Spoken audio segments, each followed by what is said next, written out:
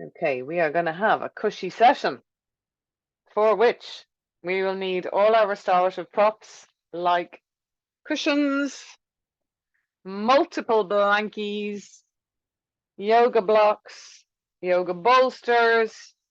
Make sure your floor space is cozy.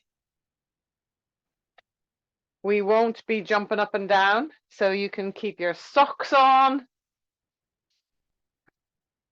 You can pause if you're watching the recording and fill yourself a hot water bottle and come and bring it back with you and have it on your feet or wherever. Or if you need to, you can have the window open and a gale howling in if you need coolness instead. And we'll basically be somatic, restorative, nice, nurturing session for tiredness and jangled nervous systems. And we're going to actually start with our legs up the wall. So bring whatever pushiness you have close to the wall so that whatever your lower back is going to be on is warm and comfortable. Bring any blankets that you might need with you. Just going to turn on a little more light in this room just in case.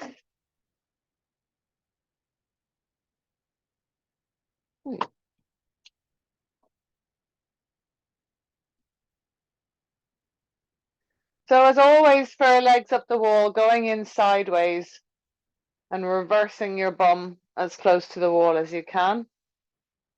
Then lying on your side, rolling onto your back and swinging your legs up the wall.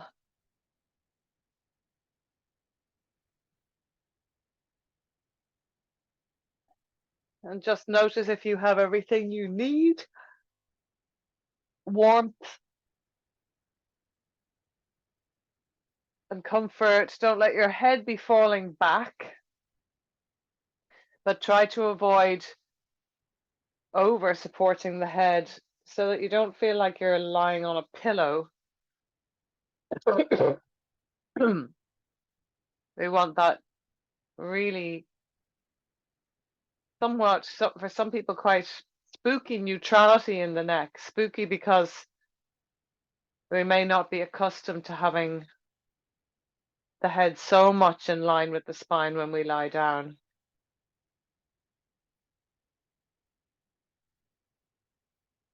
And just take a moment to notice the look of things from this perspective, checking out the space you're in and this upside downy place. And just see if anything takes your interest.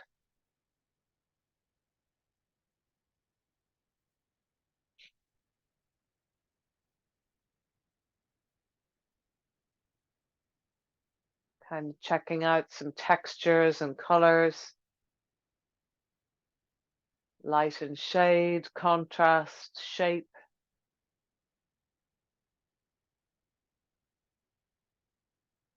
Things are upside down for you.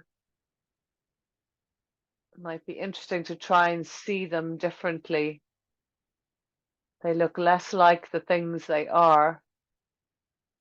Maybe you can be a little more objective.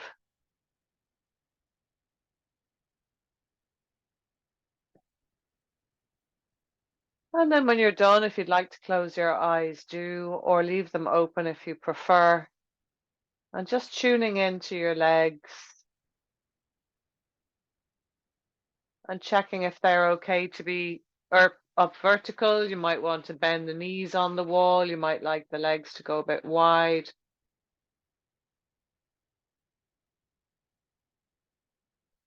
And then see if your body is happy to have your arms draped beside your head.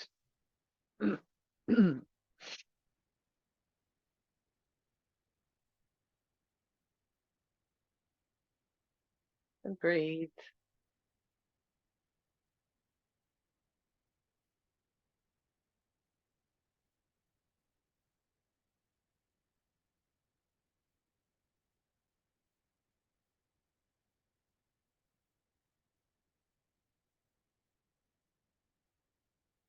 And picture the flow of cleansing lymph in the body. When the legs go up the wall, you give a little boost to your lymphatic system, whose job it is to filter the fluids in your body.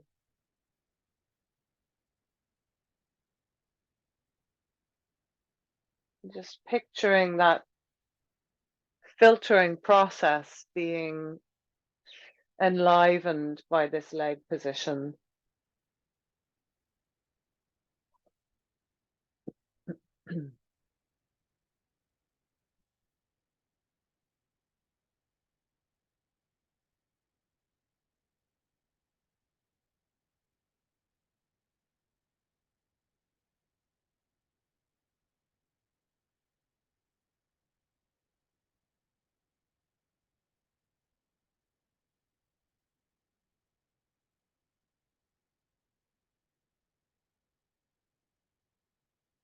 And then when you're ready, begin to wriggle your toes.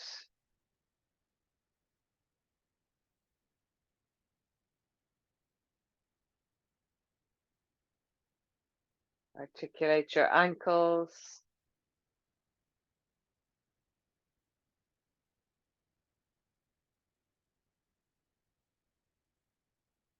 Feeling the movement up and down the length of your legs.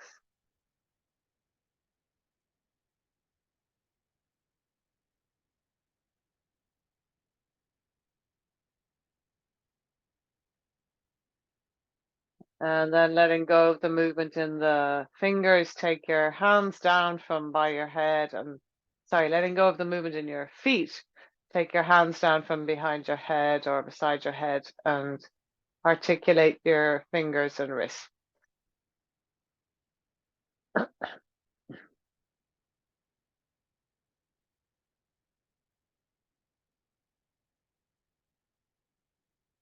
And then use one hand to give the other hand a little massage, squidging in the fingers and the palms, just massaging whatever way you're drawn to. And once the hand has had a squidge, go up to the wrist and massage up the arm towards the elbow.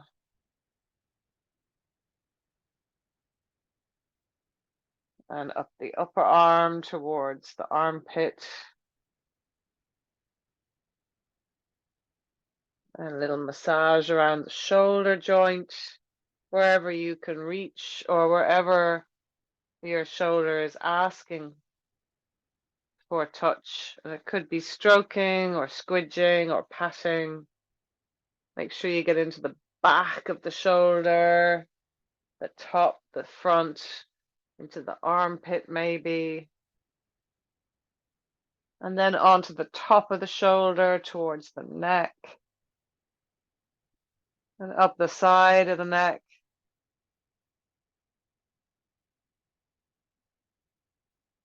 And then letting that go, just let your two arms rest for a moment and notice the difference between the two arms.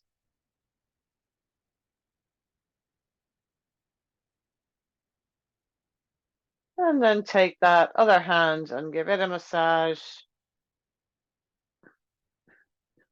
You can keep the legs up there if they're getting uncomfortable, of course, bend them down, do whatever you need. Keep them up there if you can. And when you finish the hand, move up to the wrist and forearm.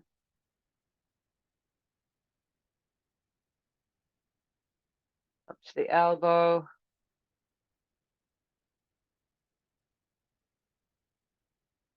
Upper arm.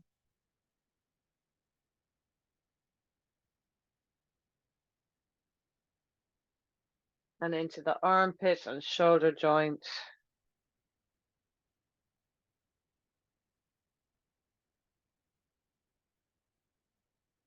Front, back, underneath, on top. And up to the top of the shoulder towards the neck and into the neck. Up towards the back of the ear.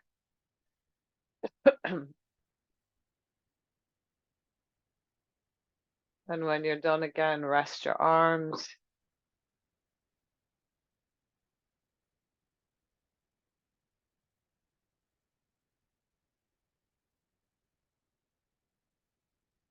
And then take your hands onto your knees, maybe bending your knees, and give your knees a nice sort of warming rub. They don't have much blood flow, so they need our help. And take both hands to one knee and try and get quite vigorous, like you're trying to warm up your knee with your hands. And the other knee.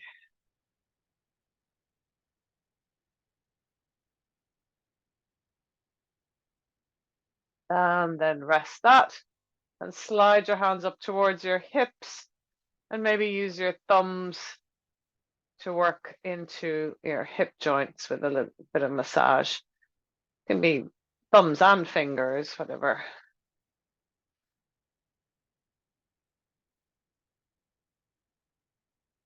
And then using your hands, could you give your thigh flesh a good old wibble wobble? Get it shaking up, flopping around. And then pause again, drape your arms. Notice your body from the knees to the hips in particular.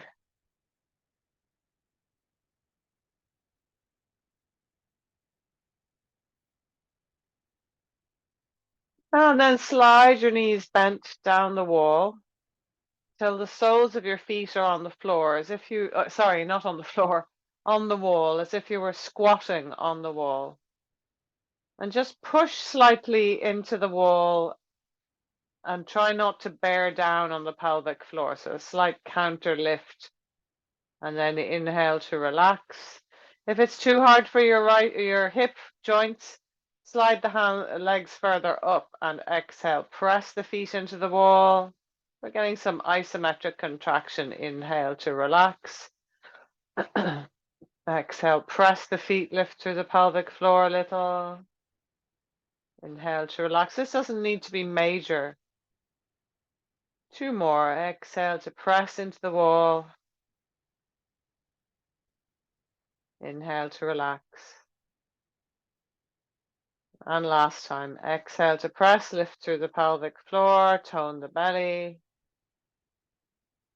And inhale to relax.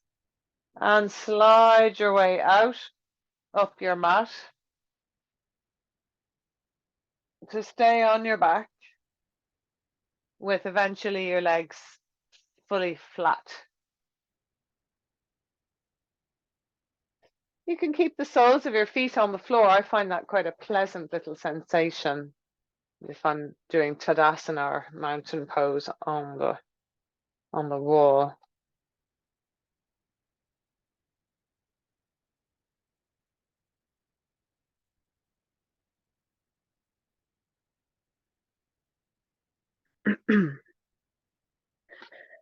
And then when you're ready, slide your knees bent, one foot and then the other. And we'll just come into a little arch and flatten so that as you exhale, you're touching your lower back to the floor. And as you inhale, bringing your tail to the floor, we're slightly arching the lower back. The pelvis never needs to lift. Exhale, flattening. And inhaling to arch. And try and make the movement very slow and very smooth. No stutters in the movement. And as always with this somatic work, tuning into the tone of the belly and the lower back alternately. Because as you're inhaling, your lower back is working, contracting to bring that arch in, and as you exhale to flatten the lower back, your abdominal muscles are working to create that contraction of the front body. Just consider how connected you can keep your brain to your muscles.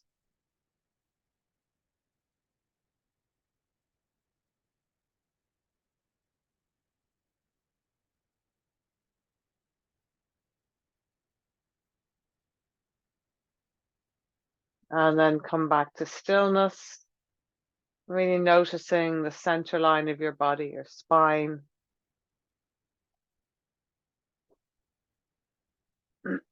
And then could you imagine that under the back of your pelvis, there's a clock, and on either side of your sacrum is 9 o'clock and 3 o'clock. And just press down into 9 o'clock, which will be to the left of your sacrum. And there might be this tiny tilt of the knees to the left. And then press down or tilt the knees to the right, so you're pressing down at 3 o'clock at the back of the pelvis. And just alternate from 9 to 3. So the knees will probably rock side to side at a distance of about, I'm trying to think in terms of a circle, an arc of the circle of about 40, 45 degrees. Just a small rocking of the knees to the left and the right. And I could just cue it as a rocking of the knees, but I'd prefer for you to think into the muscular action of your lower abdomen, your pelvic floor, the back of the pelvis to create this sideways rocking motion.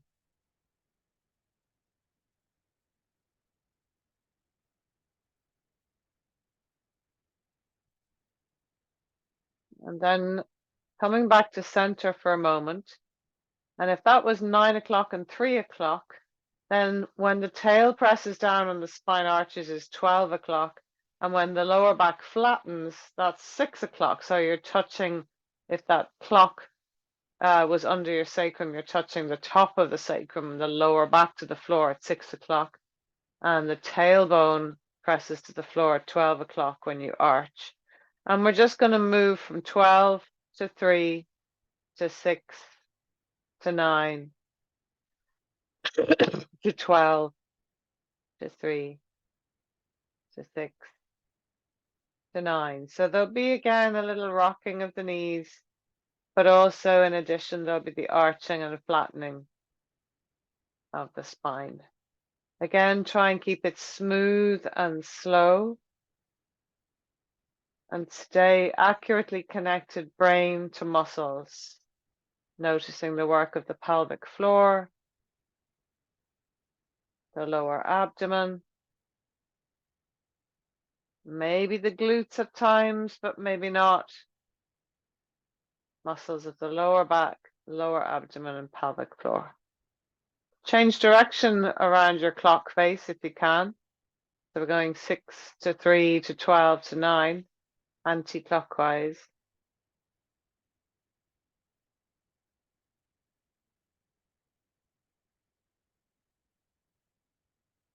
And notice what's pleasant about this, as well as tuning in to the muscular action. See if you can notice what's yummy about it.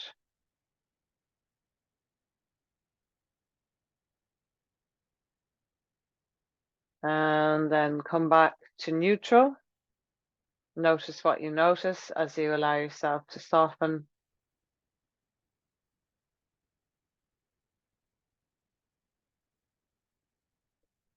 And then deeply cross your right thigh over left.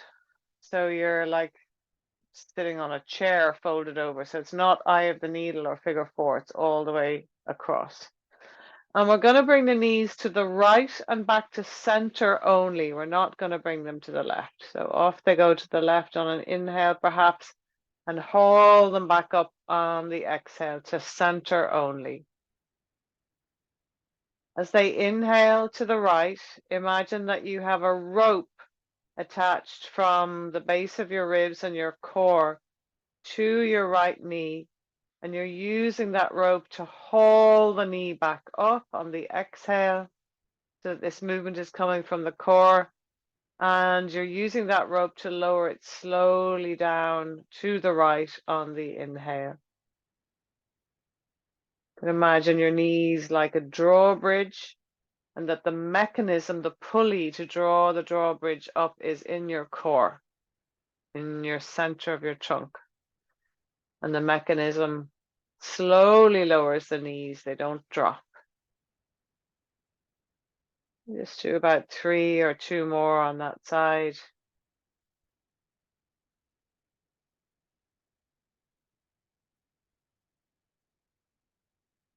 Really tuning in to slowness and smoothness and subtlety. And when you next come back to vertical, unhook the leg and just be there in symmetry for a minute. Legs can stay bent or go out flat, and just notice what you notice.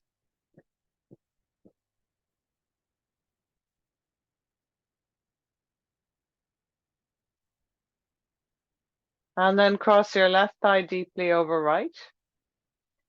And your body knows this now, so straight away, inhaling the knees to the left. And exhale, haul them back to center. You don't have to go far. Use the strength of your core to slowly lower the knees. Feel that nice fascia pull on the diagonal.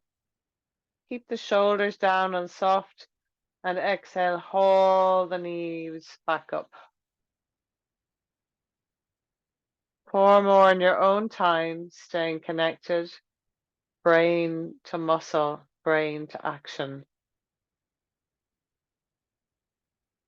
And stick with nice, long, slow breaths.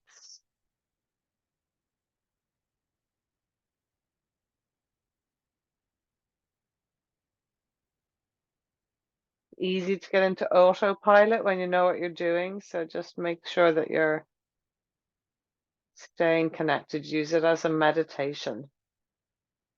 1 or 2 more.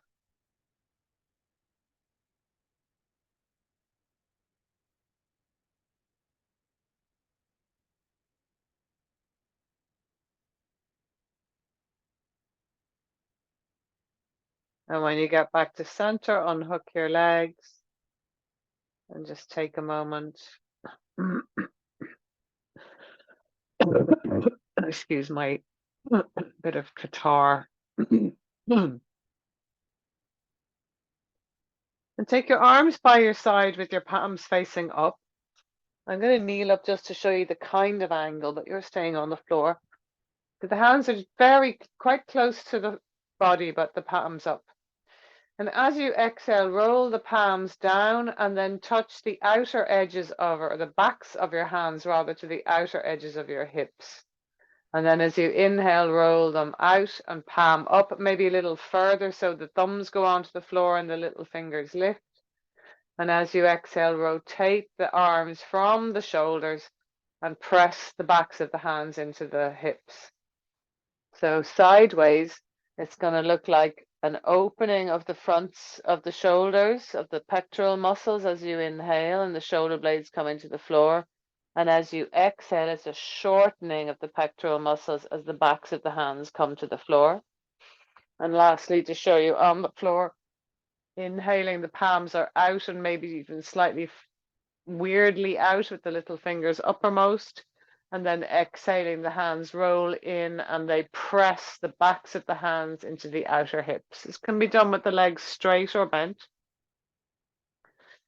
And your point of focus is your pectoral muscles, which are contracting short, gliding short as you exhale. The shoulders will maybe even come close to each other at the front.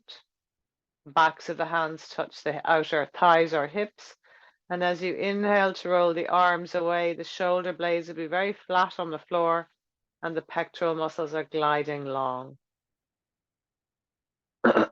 Do about 4 more in your own time and try and really feel where you can detect strong but not exhausting muscular engagement of the pecs. So the pecs are the muscles between the fronts of your shoulders and your sternum, your breastbone.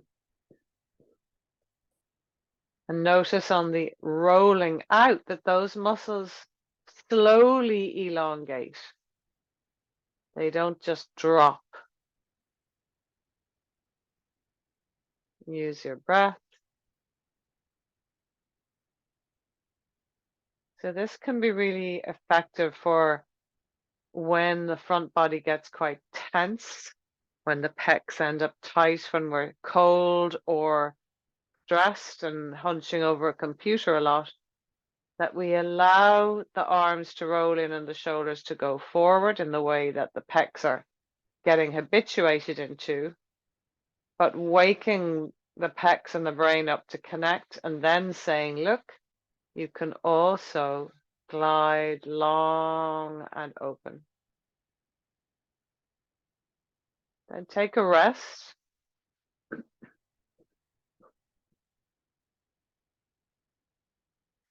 And we're going to take our right foot off the floor and bring your right hand to the outer knee. As you inhale, press down your left shoulder blade and bring your right knee away from you slightly so you'll feel an arch in the spine that's diagonal. And as you exhale, roll that shoulder forward, bring the knee towards the left shoulder, and do that roll of the hand in again that we just did. So the back of the hand touches the floor. Inhale, roll the palm away, palm up, left shoulder blade pressing down, right knee moving away, little diagonal arch. Exhale, roll the hand in, bring the right knee towards the left shoulder, press the the back of the left hand into the outer thigh. 3 more like that, rolling the right palm out, shoulder blade down, right knee away. And once you've got the movement, think about the diagonal musculature on the front body. Gliding short and gliding long.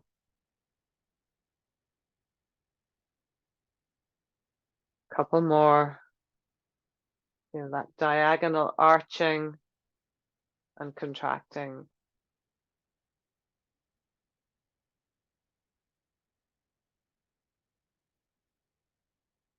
And next time you finish a move, come down to the floor and rest, tuning into that diagonal line from left shoulder to right hip.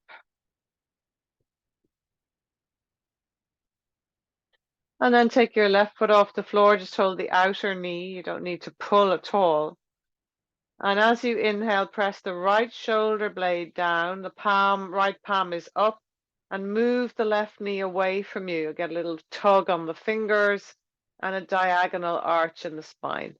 As you exhale, draw the left knee towards the right shoulder. Roll that arm in again so that the back of the hand touches the outer hip, and we get a shortening on the diagonal from right shoulder to left hip. Inhale, roll the arm out. Right shoulder presses down, left knee moves away, this diagonal extension. Exhale, left knee towards the right shoulder. Back of the hand touches the outer right hip. 3 more in your own time. Fewer if it needs to be fewer. Another 1 or 2 if you want more.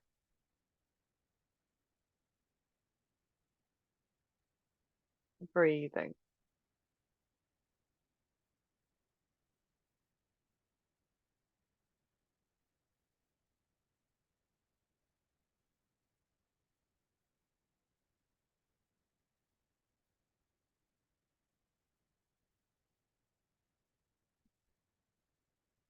And the next time the legs move away, the leg moves away, bring the foot down and rest your legs out long if you can.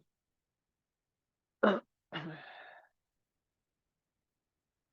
done a lot of hellos to the whole front body, the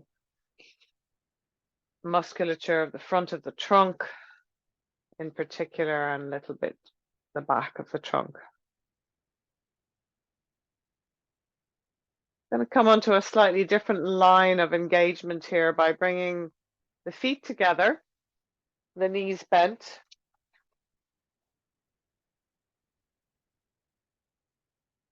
And the arms behind the head. As you inhale, let the knees go wide and the elbows are wide. And as you exhale, bring the knees and elbows up to vertical, kind of squashing your head a little bit with your arms. Inhale, the knees and arms go wide. And exhale, they float together. And just notice if in any part of this movement there are any stutters or judders, and try and make it very, very slow and very, very smooth. And if it's hard to make it smooth, then go less far. There'll be a natural arch and a natural flatten happening here. Really checking in with this idea of drawing into your center and expanding out into the world.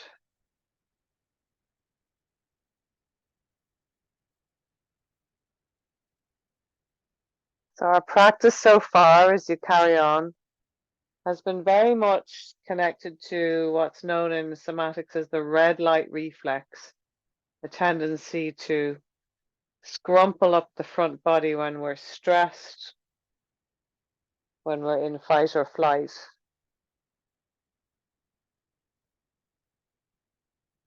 So we allow the body to do what it needs to do to feel safe, which is scrumpling up sometimes.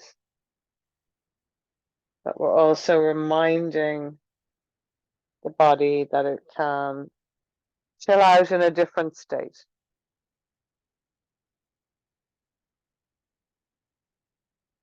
Really feeling those muscles for the last 3 passes.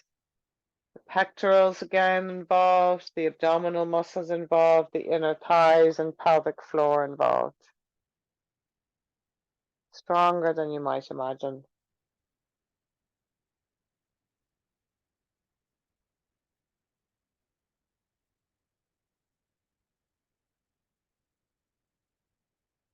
And the next time that you come up to vertical, separate the feet, take your hands out, and notice if you need to rest out with legs long or you prefer the knees bent, and just again take a moment doing nothing. And in this doing nothing, notice what you notice about the sensations in your body, which you might attribute to the practice.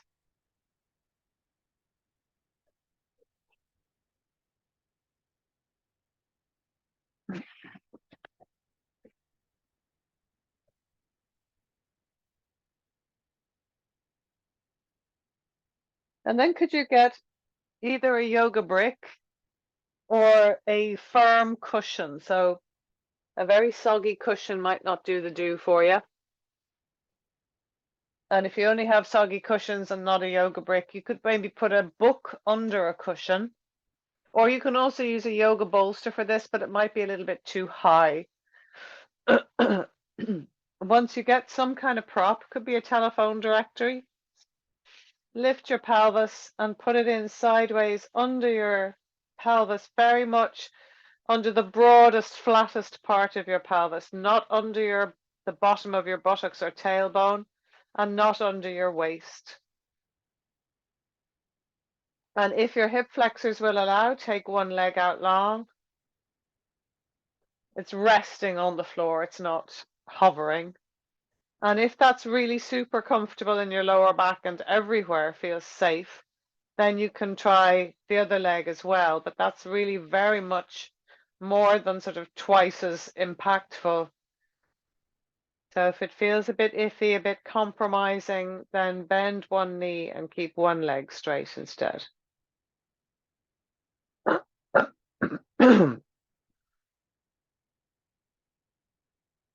And deepen your breath.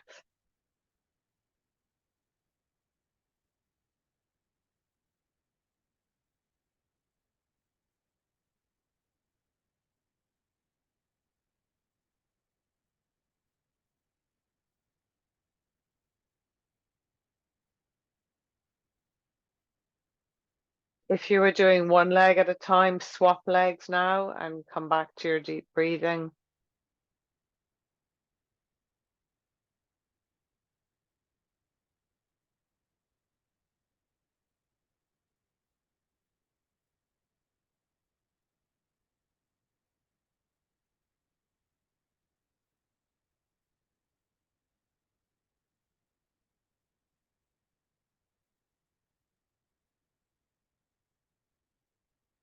And then slowly bend your knees.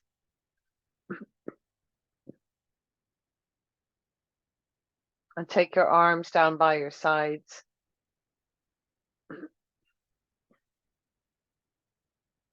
Inhale here. And as you exhale, engage your buttocks and pelvic floor. And inhale, relax. Exhale, engage your buttocks and pelvic floor. Inhale, relax. And then exhale, engage your buttocks and pelvic floor. And if possible, lift your pelvis up off the block. Take the block out. And inhale slowly down. We're going to lift up and down a few times. Exhale to lift up.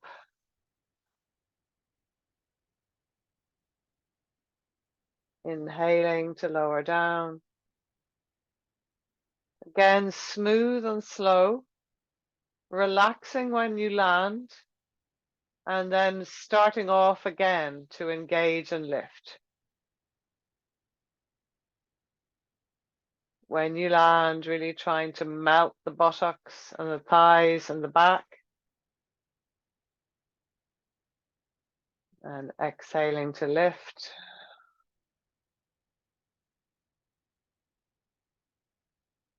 Inhaling to land and melt. And stay there, melting again.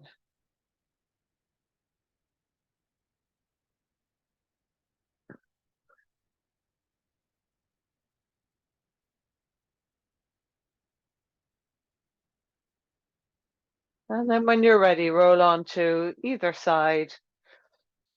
Roll onto all fours.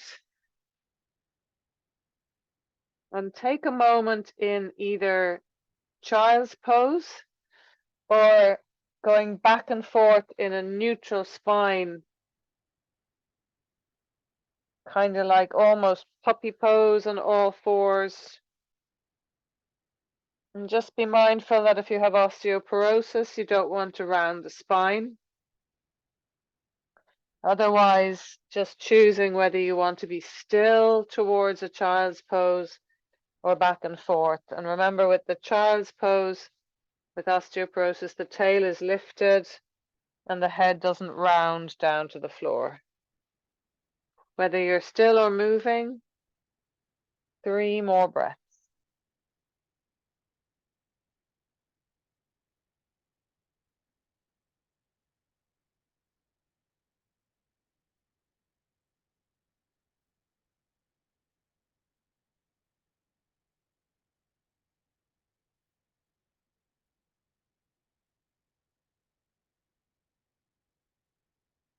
And then when you're ready, get your bolster and some blocks or cushions or books at the top of your mat.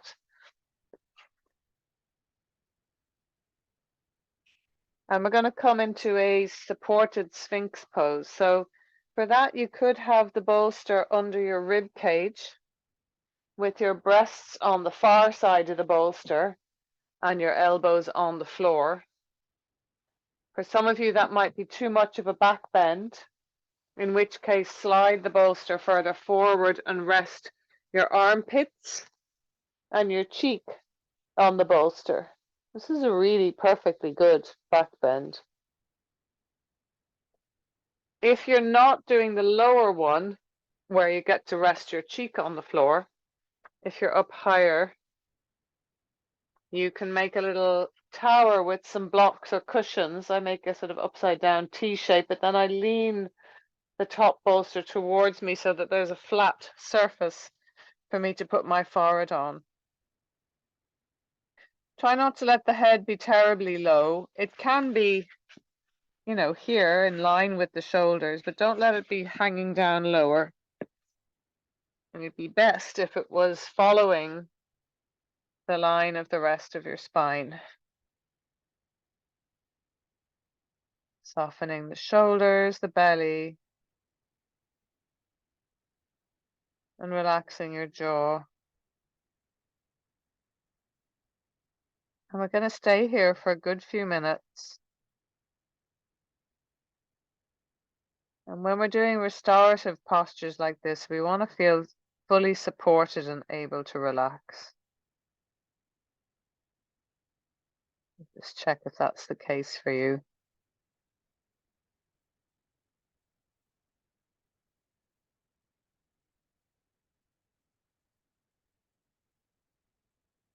In terms of Chinese medicine, we're stimulating here the kidneys, the spleen meridian, the stomach and spleen meridian are a little extended here in the front of the thighs.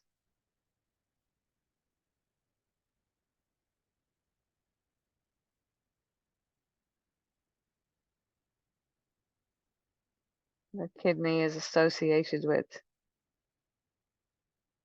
fear. And in Chinese medicine, it's said to be the battery of the body.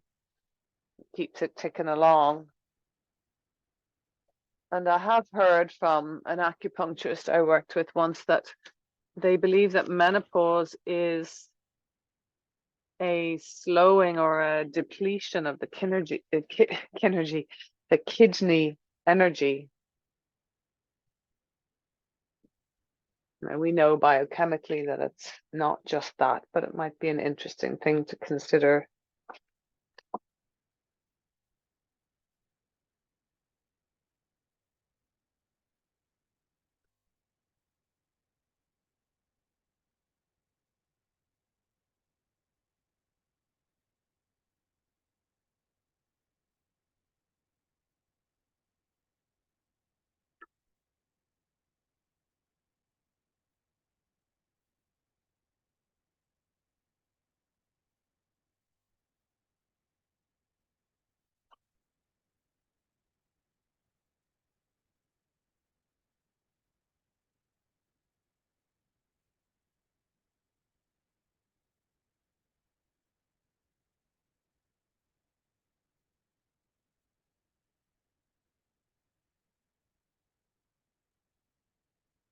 Just noticing how it is to just rest there.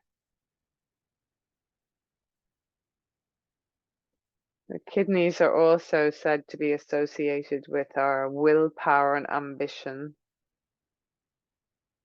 and our short-term memory.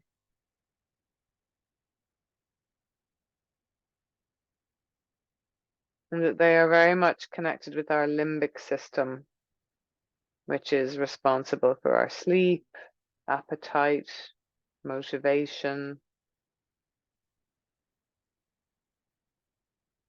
and a tendency to, or the ability to notice what's important to be concerned about and what is not important.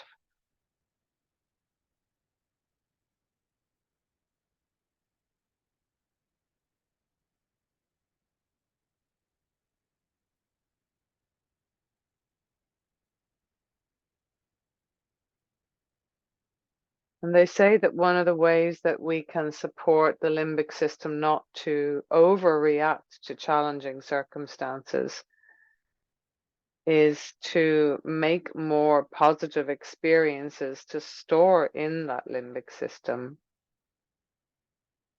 in general, but also while in challenging circumstances, trying to recall positive experiences and learn to relax or struggle with what is arising.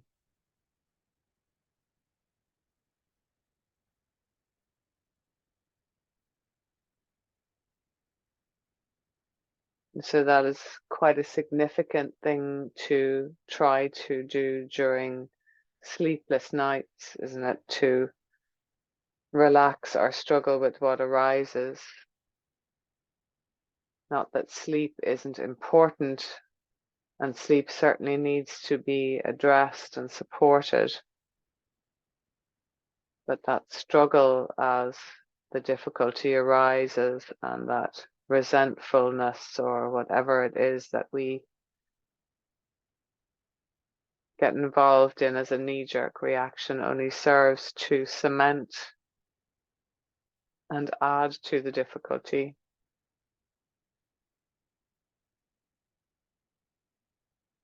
So considering during times of sleeplessness or any kind of struggle, instead focusing on something that feels like a positive experience, like the loveliness of wearing your favorite pajamas or the perfect temperature of the glass of water beside your bed that you have a sip of, or the softness of your favorite pillow. Tuning in to what feels okay or even kind of good.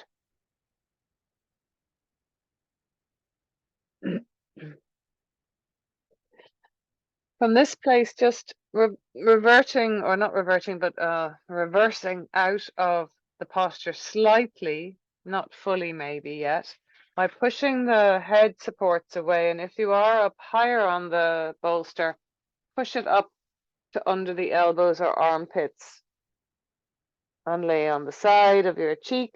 But if that was where you were already, it's harder to find a middle ground on the way out, in which case just take the bolster out and rest your forehead on your hams.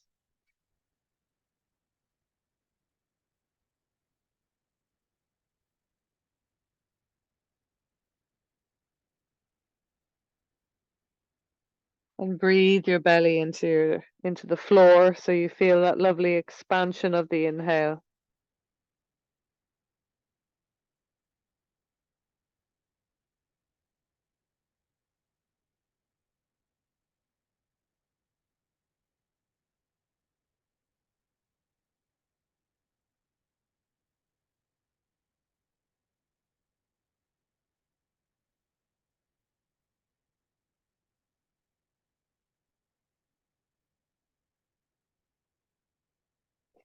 And then when you're ready, push yourself back up onto all fours again.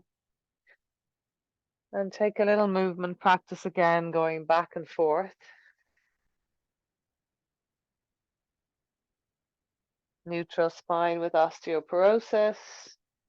Anything you like without osteoporosis. You might find it easier on your elbows if your wrists struggle.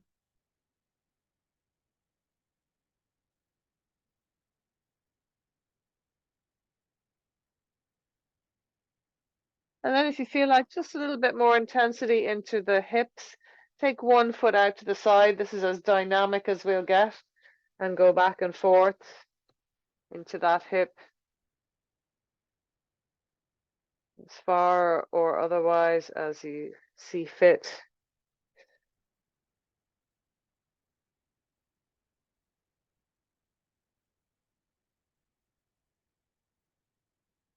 And if it suits you on the other side, go ahead and do that. Getting into that other hip out to the side as you take yourself in a little back and forward sway.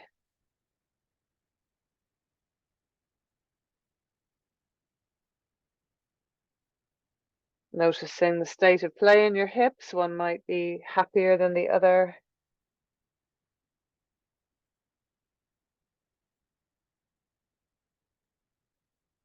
And then when we're ready, we're going to come into a supported child's pose. And just as always, I've probably done this for, I mean, there's not many of you for whom you won't have seen these options, but the traditional one for people who don't struggle with the knees is to stack up the bolster. Obviously, I'll give you the knee-friendly version in a sec. And you straddle the bolster, two knees on either side, and you're sitting your bum on your heels. Bolster pulls right into the belly if you can. You lie down, belly, chest, cheek, elbows on the floor. If the floor is too far away, build up some folded blankets so your elbows do get to the floor.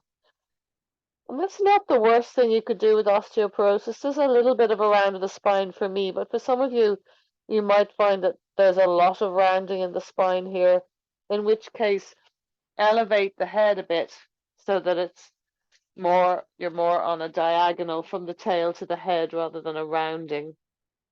And then if that's too much for you, I'll show you the kind of larger breast friendly one in a minute. But for the knee friendly one, the bolster is ahead, and in between where your knees would be is a squished up cushion or folded blanket. You straddle it, and then the legs go out behind you. So you've got a little bit of support for the thighs and pubic bone. And again, the belly, chest, and cheek are on the bolster. If you're very tall, you'll end up running out of bolster, in which case you're going to need extra props because you're going to make a little plinth for your head. You can even be on a bolster without any elevation unless it squishes your shoulders up like this. But you'll see with the blocks under my head, I'm able to have neutral neck. I'm able to breathe here in the gap between the blocks and the bolster.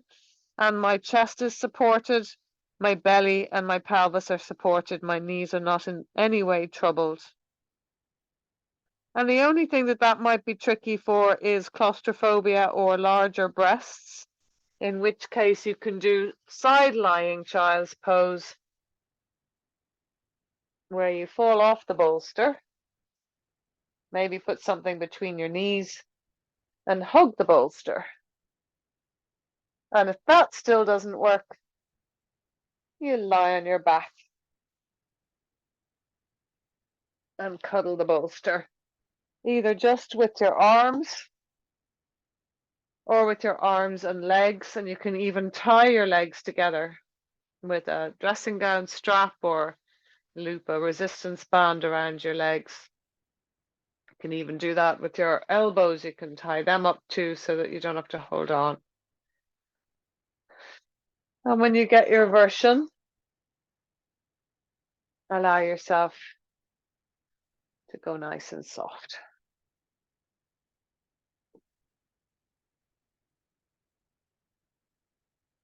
Breathing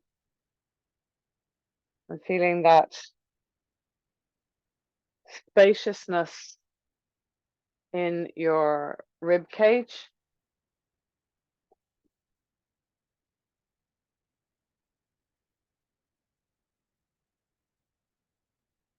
And see if you can access a deeper breath than normal.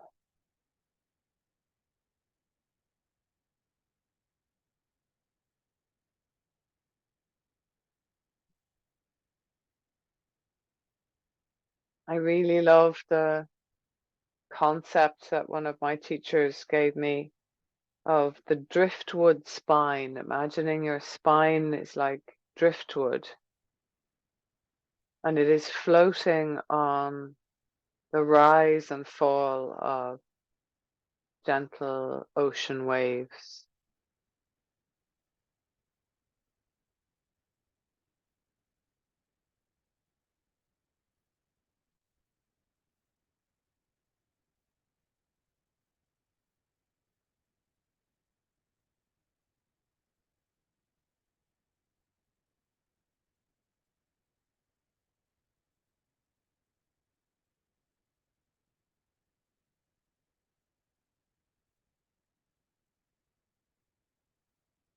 Really feeling the swell of the lungs at the back. of the rib cage.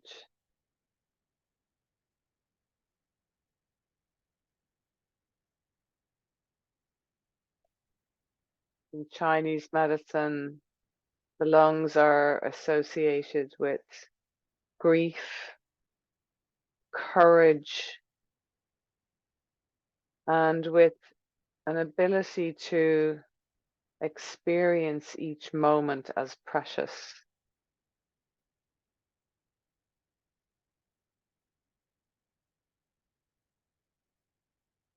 And they say that when the lung meridian and the lungs are balanced, that we can encounter difficulty with tenacity.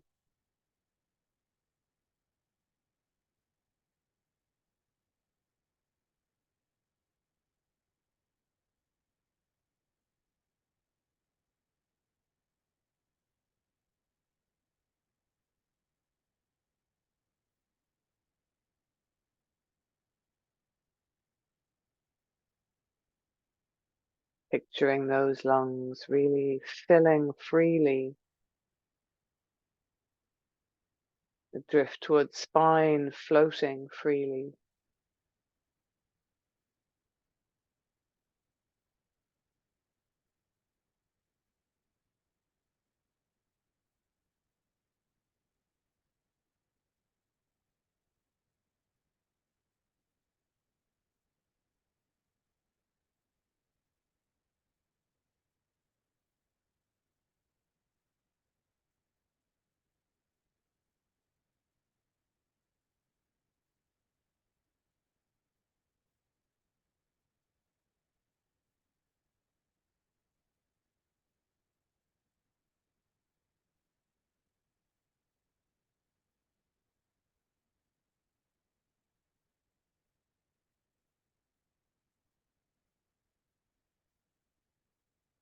Your mind may be wandering away from your breath.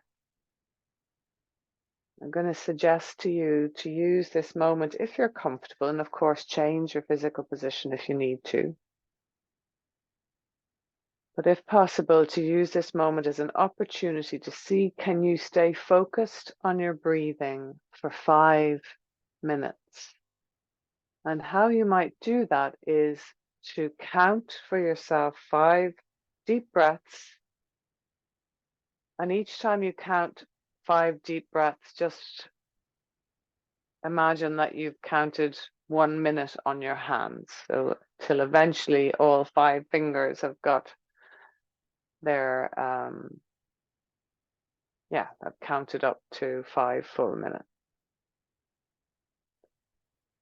So I'll time from now 5 deep breaths, and every time, or rather 25 deep breaths, and every time that you lose connection, come back and start again. You never know, you might get to count 5 breaths of 5 minutes, or 5 minutes of 5 breaths, I should have said.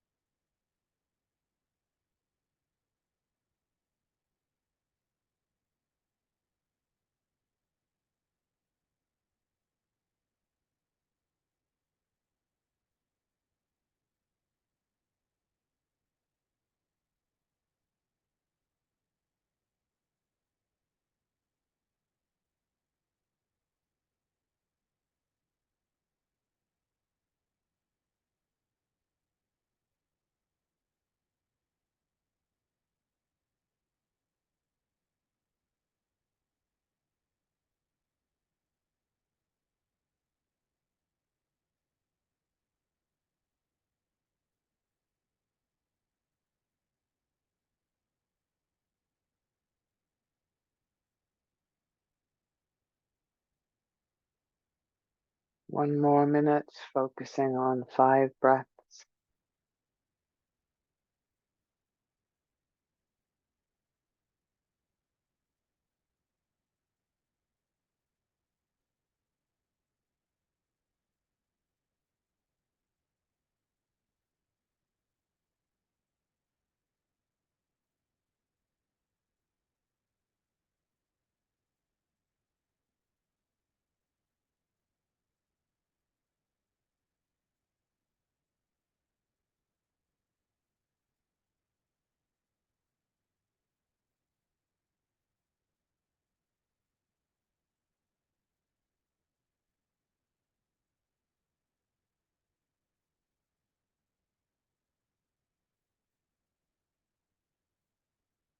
And then consider whether you're wanting to stay there for another couple of minutes or if you're already ready to move.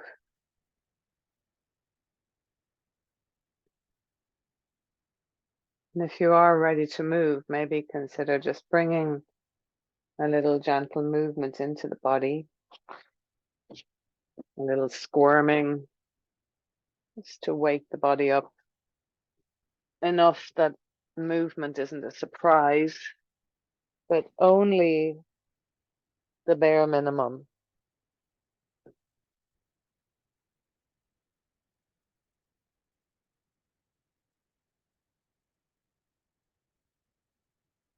Or maybe your body wants to pandiculate, to indulge in a yawn stretch.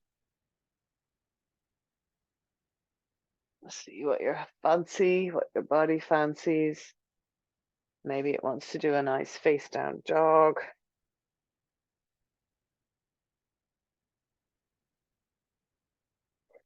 Maybe it wants to lie on the ground and squirm around.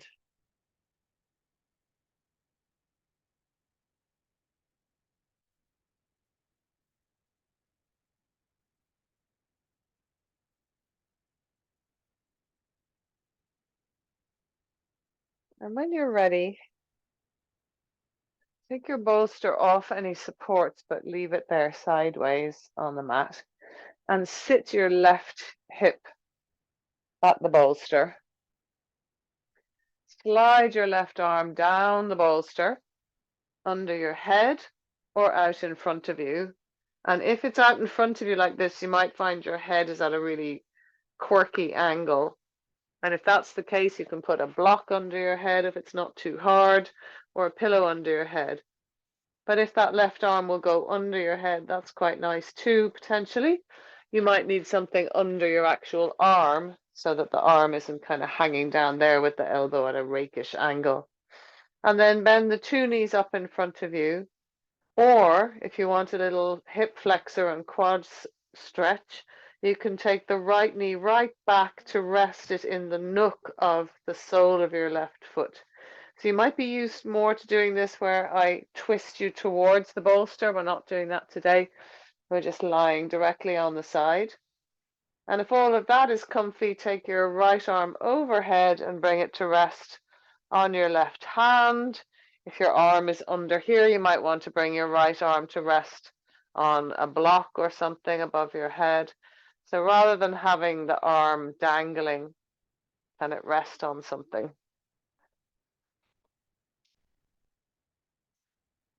And we were just really connecting with the back body for breath. We were thinking of the driftwood spine and the lung tissue in the back. Now, obviously, I'm sure you feel it connecting to the right ribs.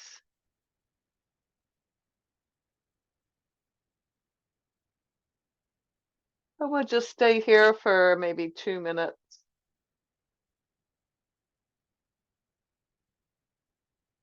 Feeling that lateral extension of the spine,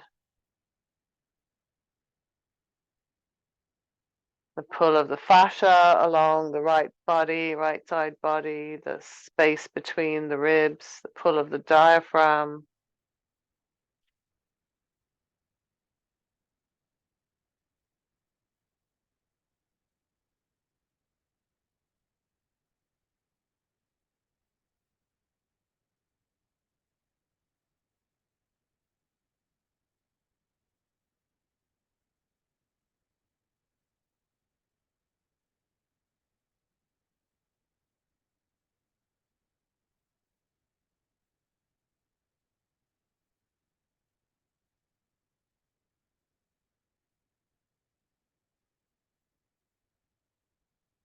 On your inhale, you could imagine your right hip and your right armpit moving further away from each other.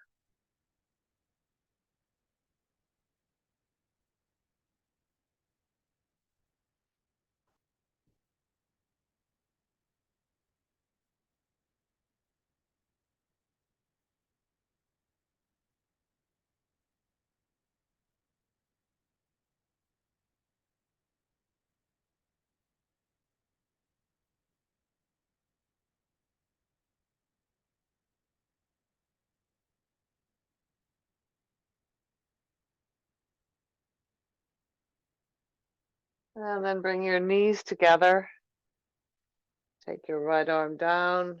Just be there for a sec, in that slightly more neutral territory.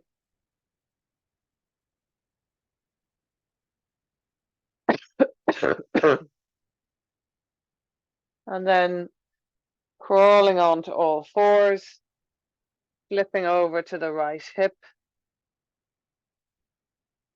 laying down on your right side, either resting the right arm long with your head on top of your right arm, or resting it out front with maybe a block under your head.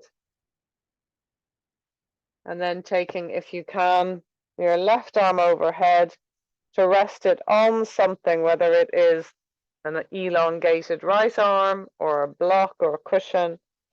And if you like or want to, or if it is physically possible, you can take your left knee back so it's nestling in the sole of your right foot.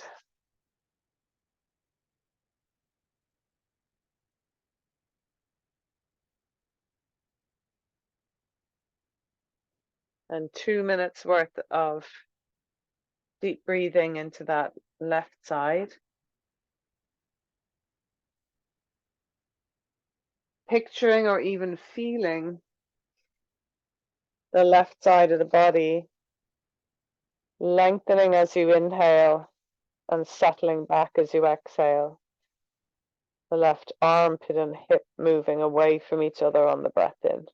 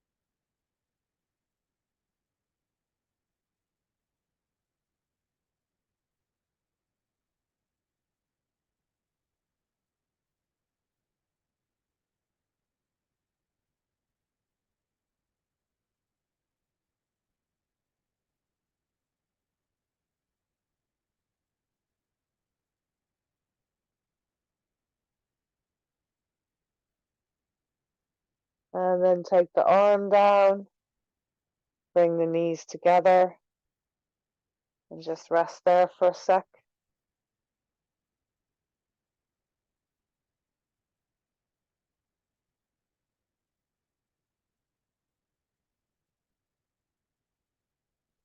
And before we go into a shavasana or a reclining cobbler, depending what you choose at the time, we'll come on to our back to do a little wash rag twist to finish with in terms of movement.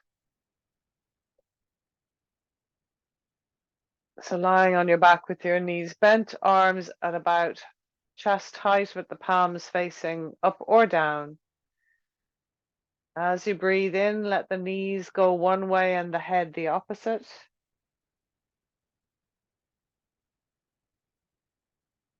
And as you exhale, let the knees go the other way, the head opposite. And feel free to get the arms involved so that the hands that your head is turned towards is palm up, the other hand is palm down. And then as you turn the head, the palms alternate. So you're always turned towards the palm up. Or you can just keep the hands doing the same thing. So they're both up or both down.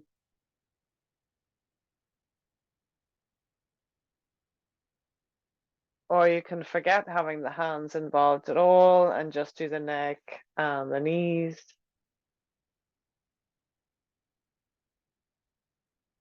Stacking the feet if you need to in order to keep the lower back safe, or keeping the feet apart to get that scissors motion in the legs.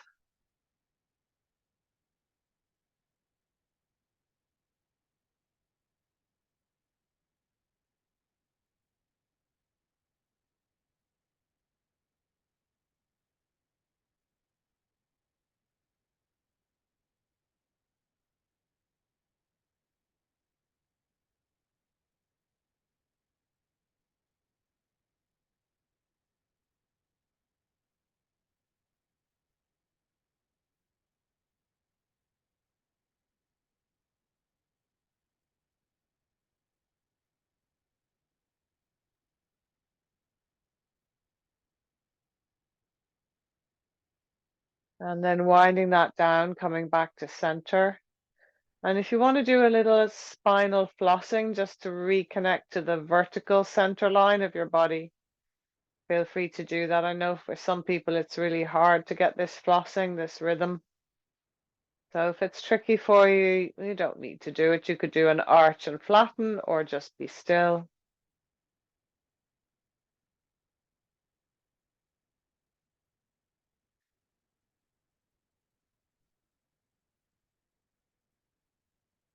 And then letting that go, noticing what you notice.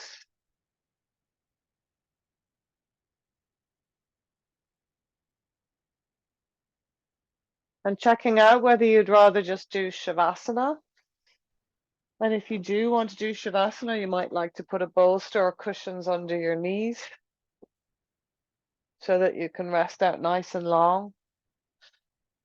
You might want to put a blanket over you. You might want to put a blanket over your eyes, over your body. You might want to wrap one really tight around your adrenal glands, around your waist and belly. What can be very nice, whether you do this or cobbler pose, which I'll show you in a sec, is to have a blanket under your head like this and then take the excess up and over and press it into your eyes so you have its presence at the top of the head as well. And if you want to do the back bend of reclining cobbler, again, you've seen me show you this many times, but just in case, the top end of the bolster is elevated, the bottom end is on a diagonal down. You sit at the end with a bolster touching your lower back, and you bring cushions or blocks either side of your hips. You bring the soles of the feet together and the knees wide. There is a version of this with excuse me, with the legs and hips sort of tied up and around each other. But if you have enough supports for your thighs and shins, you shouldn't really need that. It can feel nice, but if you have enough under here, that should do a similar job. If you want, then that blanket goes under the back of the head and the excess travels up and over your head, press into the eyes. Elbows on the floor. They should be supported. If the floor is too far away, fold some blankets or put low cushions under your elbows.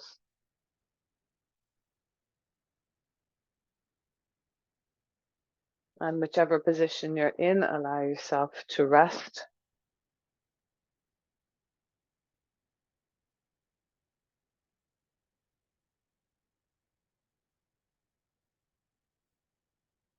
And the heart meridian is stretched in cobbler pose, as well as the lung meridian. and would have been stretched in our wash rag as well. And on the positive side, the heart meridian is associated with creativity and communication. It helps us feel warm and nourished and allows us to be nourishing. Helps us to connect.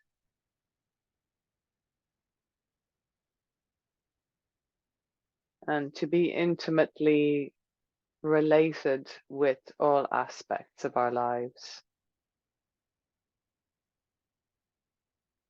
The good and the bad, the pretty and the not so pretty.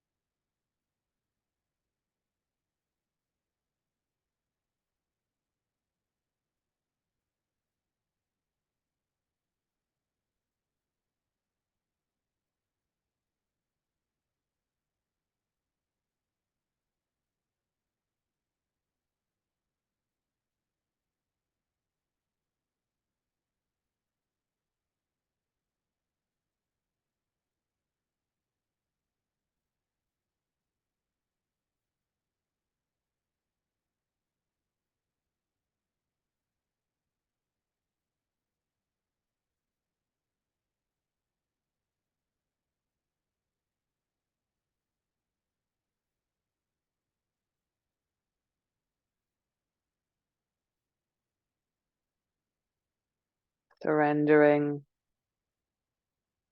noticing your ability to be present, to experience the preciousness of each moment. Life doesn't dwell in the big days, the birthdays or the Christmases or the graduation days or whatever it is, these events that we mark the passage of time with. Life exists in the in-between moments. And just like the idea of noticing the delight of wearing your favorite pajamas when you're having a sleepless night, maybe a greater life struggle might be enhanced by inhabiting each moment with intimate connection. So in this moment, what is it that you feel is maybe a little bit delightful or a little bit interesting? The ordinary, extraordinary, the extraordinary, ordinary.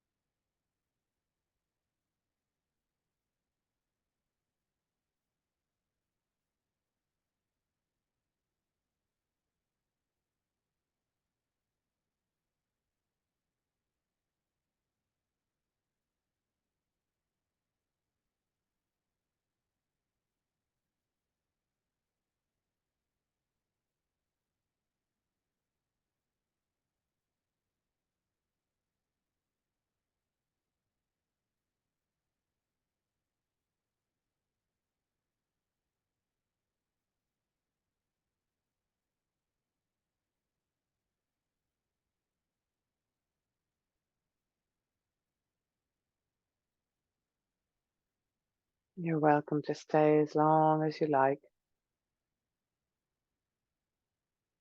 When you do decide to move, do so by increments, beginning with deepening the breath and taking little movements, then maybe spending time on your sides, spending time seated in a little quiet meditation, counting your breaths before you get on what you need to get on with.